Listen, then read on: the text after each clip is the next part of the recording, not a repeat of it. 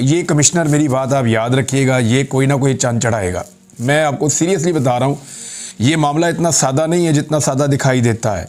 Commissioner जो है वो मसले की निशानदेही कर रहा है, मसले की जड़ की निशानदेही नहीं कर रहा। इमरान खान की आवाज़ के ऊपर, उसकी गैर मौजूदगी में, उसकी पार्टी के निशान के बगैर वो मुख्तलिफ निशान ढूंढ ढूंढ कर ठप्पे मारेंगे और इतने ठप्पे मारेंगे कि तबाही फेर देंगे। बिस्मिल्लाहिर्रहमानिर्रहीम। अस्सलाम वालेकुम नाज़रीन। कमिश्नर रावलपिंडी लियाकत चट्ठा के इल्ज़ामात के बाद इमरान रियाज खान ने दबंग तज्ज़िया दिया है और कहा है कि ये कमिश्नर कोई ज़रूर चांद चढ़ाएगा और सरप्राइज़ तैयार है। चले चल कर उनकी ज़बानी सुनते हैं। जो एटम बम मारा ना खबरों का, वो चट्ठा साहब ने, कमिश्नर रावलपिंडी ने, लियाकत चट्ठा ने, उसके बाद पूरे पाकिस्तान में हलचल मच गई है।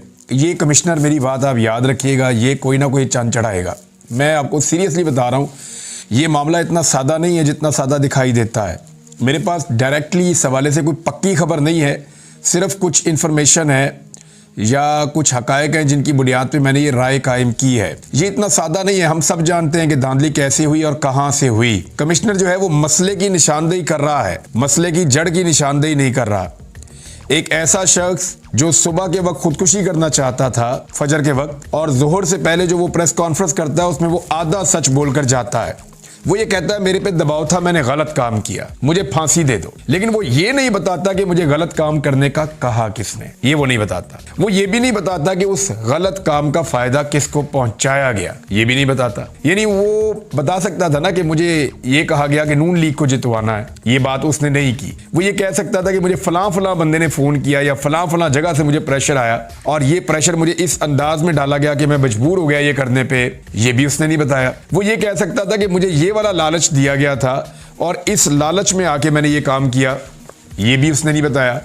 अब देखें, ये तो मुमकिन नहीं है कि एक आदमी अचानक अपने से ही फैसला कर ले कि मैंने एक सियासी जमात को हराना है और दूसरी सियासी जमात को जिताना है, और अपने तौर पे बाद में आके वो कह दे जनाब मैं कसूरवार हूं, मुझे फांसी दे दें, मेरा ज़मीर गवारा नहीं कर रहा और मैं सुबह खुदकुशी करने वाला था।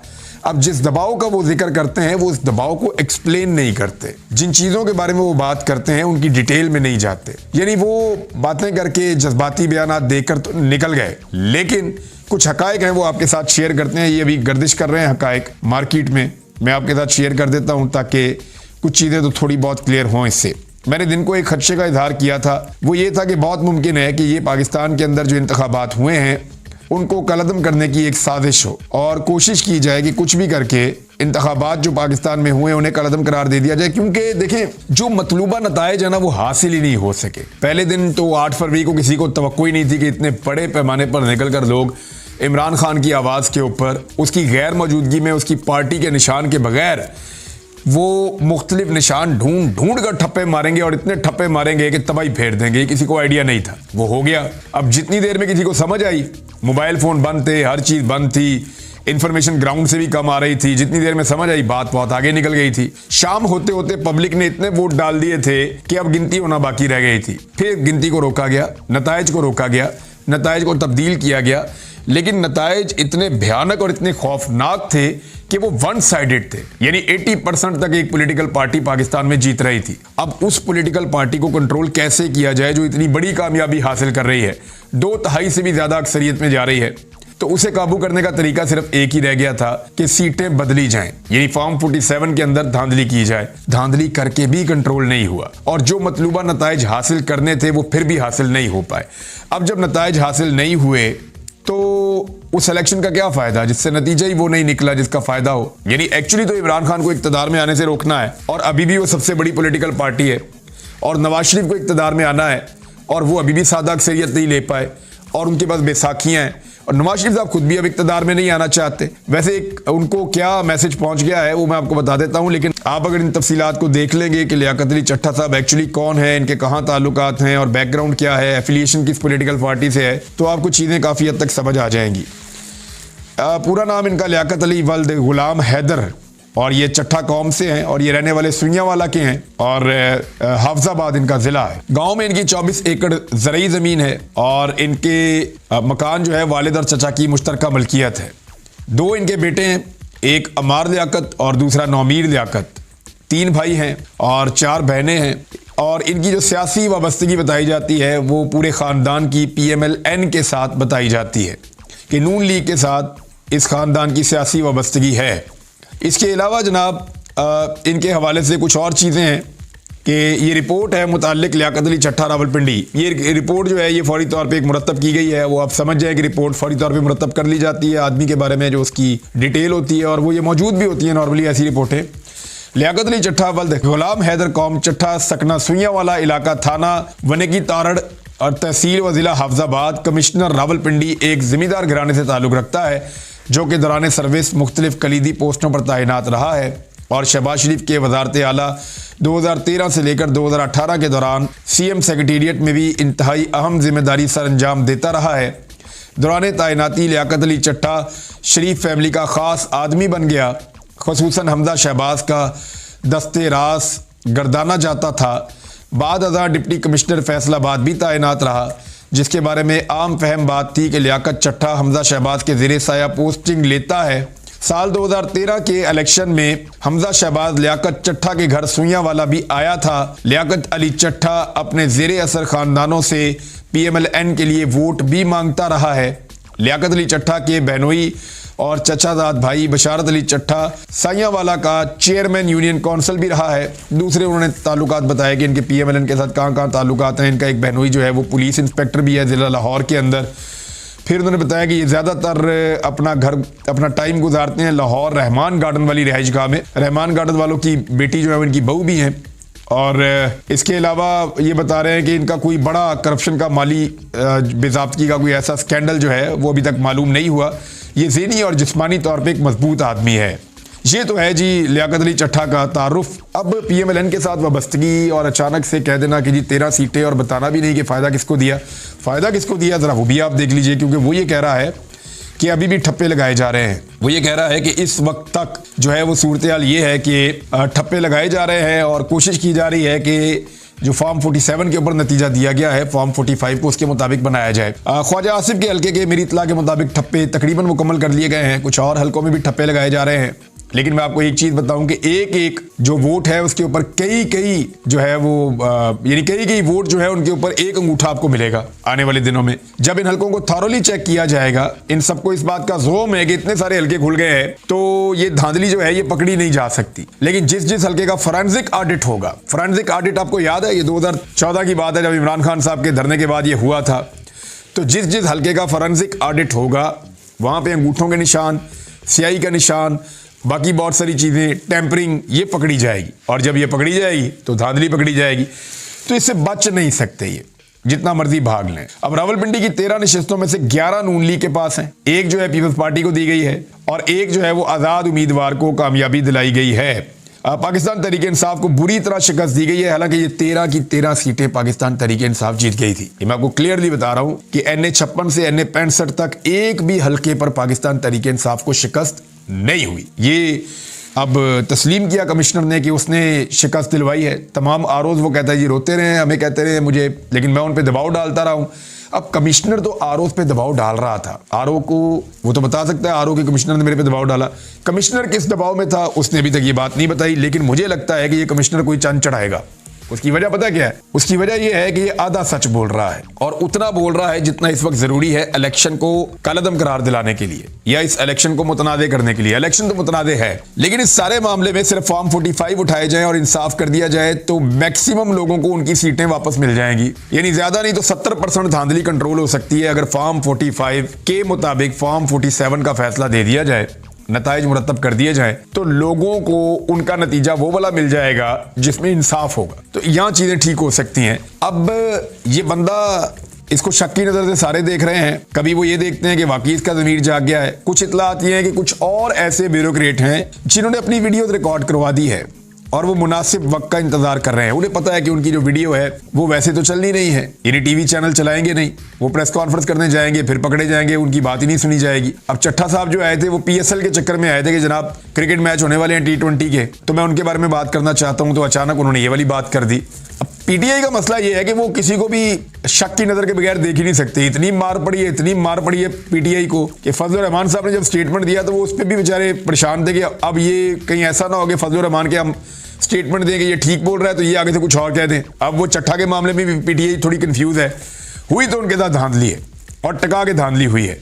उनके साथ हुई इतनी ज्यादती है कि दूध का जला जो है वो छाछ भी फूंक फूंक के पीता है। तो ये हिसाब किताब जो है वो पाकिस्तान तरीके इंसाफ का बना हुआ है। एक चीज और बड़ी इंपॉर्टेंट है, लियाकत अली चट्ठा ने कौमी असम्बली की सीटों की बात की, 13 नशिस्तों की, लेकिन लियाकत अली चट्ठा ने सूबाई असम्बली की नशिस्तों की बात नहीं की, उनकी बात नहीं की। क्यों नहीं की? क्योंकि वहां पे पंजाब की हुकूमत बन रही है। उनको ये भी बात करनी चाहिए थी कि हमने सूबाई असम्बली की भी 26 नशिस्तें हरवा दी और जानबूझ के नताइज तब्दील कर दिए, लेकिन वहां पे उन्होंने कोई बात नहीं की। क्यों नहीं की? पीएमएलएन का इस वक्त का फार्मूला यह है कि मरियम नवाज को बनाया जाए वजीर आला पंजाब और वजीर आजम पाकिस्तान पीएमएलएन का नहीं होना चाहिए, क्योंकि सबने उनको बता दिया नवाज शरीफ साहब को कि बड़ी कुट पड़ेगी, अवाम बड़ा जलील और गंदा करेगी।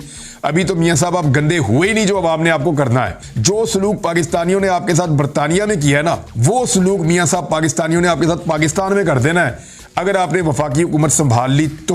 क्योंकि पाकिस्तान में शहबाज शरीफ ने छोड़ा ही कुछ नहीं जिसकी बुनियाद के ऊपर हुकूमत की जा सके। हालात ही इतने खराब कर दिए हैं, इकोनॉमी को बिल्कुल तबाह बर्बाद कर दिया है, महंगाई अभी और बढ़ती चली जाएगी। आदादोशुमार सबको पता है, लोड शेडिंग का एक बड़ा खौफनाक सीजन जो है वो हमारे दरवाजे पे खड़ा है। तो ऐसी सूरत में वफाकी हुकूमत लेने का फायदा कोई नहीं, वो किसी और को दिलवाना चाहेंगे। तहरीक इंसाफ ने भी कहा है कि जनाब हमारी सीटें हमें वापस करें, उसके बाद फिर हम बात करेंगे। अब पीएमएलएन को एक पैगाम ये पहुंचा है, कुछ मीडिया सोर्सेज के मुताबिक पीएमएलएन को यह पैगाम पहुंचा है कि जनाब आप वफाकी हुकूमत लेंगे तो आपको पंजाब हुकूमत मिलेगी। ये नहीं होगा कि मीठा मीठा हफ हफ और कड़वा कड़वा थू थू। धांधली जो आपके लिए की गई है वो कौमी असम्बली और सूबाई असम्बली दोनों जगहों पे की गई है। ऐसा नहीं होगा कि आप वफाकी हुकूमत ले लें और सूबाई हुकूमत छोड़ दें। अगर आप वफाकी हुकूमत छोड़ेंगे तो जितने एमएनएस की सीटें आपके हाथ से निकलेंगी उतनी आपके हाथ से एमपीएस की भी दुगनी निकलेंगी, लिहाजा फिर पंजाब की हुकूमत भी आपके पास नहीं होगी। अब ये जो सिचुएशन बन गई है जिसमें पीएमएलएन को वार्न किया गया इस बारे में कि आप वफाकी हुकूमत लेंगे तो सूबाई हुकूमत आपको मिलेगी, इसमें ये चीफ इलेक्शन कमिश्नर का जो स्टेटमेंट आ गया है, इनको अगर आप इकट्ठा करके देखें और फिर उसके बाद आप देखें काजी फाइद ईसा साहब को, वो अचानक आज टहलते हुए बाहर आते हैं और पहले भी वो आते रहते हैं यहाँ पे। मैंने वहाँ रिपोर्टर से बातचीत की है, वो ये कह रहे हैं कि काजी साहब इस एरिया में कभी कभी आते हैं। आज भी वो आए, हमें मौका मिला उनसे बात करने का। हम गए वहाँ पे तो काजी साहब पहले तो बात नहीं कर रहे थे, लेकिन फिर उन्होंने खुद ही अलाउ किया बात करने का। और नॉर्मली सिक्योरिटी रोक देती है रिपोर्टर्स को वहाँ जाने से, लेकिन आज उनको मौका दिया गया, वो गए वहाँ पे। बाकी आप लोग समझदार हैं। काजी साहब लगता है बात करना चाहते थे और उन्होंने मीडिया टॉक की। अब chief justice of Pakistan media talk कर रहे हैं, कोई तो बात है, कोई तो बात है। अब चीफ जस्टिस ये कहते हैं रिस्पॉन्ड करते हुए और हैरत का इजहार करते हैं और लाइल्मी का इजहार करते हैं कि वो तो लियाकत चट्ठा को जानते ही नहीं। लेकिन जब मैंने रिपोर्टर्स से बात की और उनसे मैंने पूछा कि मुझे आप बताइए कि क्या आपकी चीफ जस्टिस से कोई ऑफ द रिकॉर्ड बात हुई है, तो उन्होंने कहा जी भी हमारी ऑफ द रिकॉर्ड भी बात हुई है। मैंने कहा क्या वाकई चीफ जस्टिस को इस खबर के बारे में कुछ नहीं पता था? उन्होंने कहा ये बात झूठ है जी। मैंने कहा क्या मतलब है? तो मुझे रिपोर्टर ने यह बताया कि चीफ जस्टिस ऑफ पाकिस्तान से जब हम पहले ऑफ द रिकॉर्ड बात कर रहे थे तो वो इस सारे इशू के बारे में बाखबर थे। उन्हें पता था कि एक कमिश्नर है रावलपिंडी का लियाकत चट्ठा, उन्हें पता था कि उसने उनके ऊपर इल्जाम लगाया है, उन्हें पता था कि किस नौयत का इल्जाम लगाया है। वो कहते हैं ये तीनों चारों चीजें उनको पता थी। लेकिन जब हमने सवाल पुट किया तो चीफ जस्टिस ने ऐसे लाइल्मी का इजहार किया कि जैसे वो इस खबर के बारे में या इन चीजों के बारे में बिल्कुल नहीं जानते। तो ये उनका फेक रिएक्शन था चीफ जस्टिस ऑफ पाकिस्तान का। हालांकि वो ये कह सकते थे कि जनाब मैं जानता हूं, मुझे पता है ये खबर आई है, मेरे लेकिन सबूत लेकर आए कोई। लेकिन उन्होंने लाइल्मी का इजहार किया और इस तरह जाहिर किया जैसे वो इस बारे में कुछ नहीं जानते। और उसके बाद एक मौक़िफ़ दिया कि किसी के पास कोई सबूत हैं तो ले आओ धांधली के। तो मामला ये है कि चीफ जस्टिस ऑफ पाकिस्तान आप फॉर्म 45 मंगवाएं वही सबूत हैं, फॉर्म 47 मंगवाएं वही सबूत हैं। अब अगर किसी के साथ ज्यादती हो और वो अदालत में या थाने में आ जाए और उसको ये कहा जाए कि लाओ जी सबूत लाओ, तो वो कहां से लाए सबूत? यानी ये तो बांध के मारने वाली बात है, इंसाफ ना देने वाली बात है। सारा का सारा फॉरेन मीडिया जो पाकिस्तान में मौजूद है वो गवाही दे रहा है पाकिस्तान में धांधली हुई है। पाकिस्तान की आवाम गवाही दे रही है पाकिस्तान में धांधली हुई है। पाकिस्तान के 90% लोग इस बात को मानते हैं इससे ज्यादा कि पाकिस्तान में टका के धांधली हुई है। पाकिस्तान की आधी से ज्यादा सियासी जमातें कह रही है कि पाकिस्तान के अंदर धांधली हुई है। पाकिस्तान में वकला की तंजीमें कह रही हैं, मीडिया पाकिस्तान का चिल्ला चिल्ला कर कह रहा है कि पाकिस्तान में धांधली हुई है। पाकिस्तान के अंदर जो बहुत सारे ऑफिसर्स हैं वो अब कहना शुरू हो गए हैं कि पाकिस्तान के अंदर धांधली हुई है, लेकिन आपको सबूत चाहिए। यानी कैसे सबूत दें आपको? आप सीसीटीवी फुटेजेस मंगा के फिर देखना शुरू कर दें बैठ के। यानी ये तो काजी साहब ने एक ऐसा अजीबोगरीब नुक्ता उठा दिया कि धांधली का सबूत दिया जाए। कहां से लेकर आए? फॉर्म 45 मौजूद है ना, वो उठाएं, उनको पढ़ें, उनको देखें, उनके ऊपर दस्तखत मौजूद हैं। इन्हीं फॉर्म 45 के मुताबिक फॉर्म 47 का फैसला करें और उसके मुताबिक उसको तरतीब दें। पाकिस्तान में इंसाफ हो जाएगा, धांधली के सारे सबूत आपके सामने आ जाएंगे। सिस्टमैटिक धांधली हुई है, नताइज आते आते रुके हैं और 1 घंटा 2 घंटा 4 घंटा नहीं रुके, वो 6-7 घंटे रुके हैं और उसके बाद जब दोबारा आए हैं तो मुकम्मल तौर पे बदल दिए गए थे। ये तो एकदम जादू हो गया, बिल्कुल जादू हो गया एकदम, और तमाम नताइज बदल गए। तो चीफ जस्टिस ऑफ पाकिस्तान को इस सीट के ऊपर बैठकर भी ये कुछ नजर नहीं आ रहा, तो ये तो फिर पाकिस्तान की बदकिस्मती है। नाज़रीन, मैंने आपको एक बड़े सरप्राइज का जिक्र किया था, पाकिस्तान तहरीक इंसाफ देने जा रही है, तो बिल्कुल आप उसके लिए रेडी रहें। बड़ा सरप्राइज पाकिस्तान तहरीक इंसाफ देगी और जो तहरीक इंसाफ के वर्कर हैं, सपोर्टर्स हैं, जिन्होंने वोट दिया इमरान खान की आवाज के ऊपर, उनको बड़ा मजा आने वाला है उस सरप्राइज के बाद। आप बड़ा एंजॉय करेंगे उस सरप्राइज को। आने वाले दिनों में पाकिस्तान तहरीक इंसाफ वो सरप्राइज देगी। एक और भी जो है वो शक का इजहार किया जा रहा है, गालिबन ये भी हो सकता है कि इस कमिश्नर से कोई वादा किया गया हो धांधली के बदले में और इसने दबा के धांधली करवाई हो और फिर वो वादा पूरा नहीं हुआ, ये भी हो सकता है। लेकिन एक इम्कान ये है कि वाकई में इस शख्स का ज़मीर जाग गया हो। तो अगर इसका ज़मीर वाकई जाग गया है ना, तो ये बड़ी तशवीश की बात है, बहुत तशवीश की बात है, क्योंकि ये ज़मीर अगर जागना शुरू हो गया ना, तो बहुत सारे लोग तत्ते तवे पे बैठ जाएंगे। अब तक के लिए इतना ही। अपना ख्याल रखिएगा, अपने इस चैनल का भी। अल्लाह हाफ़िज़।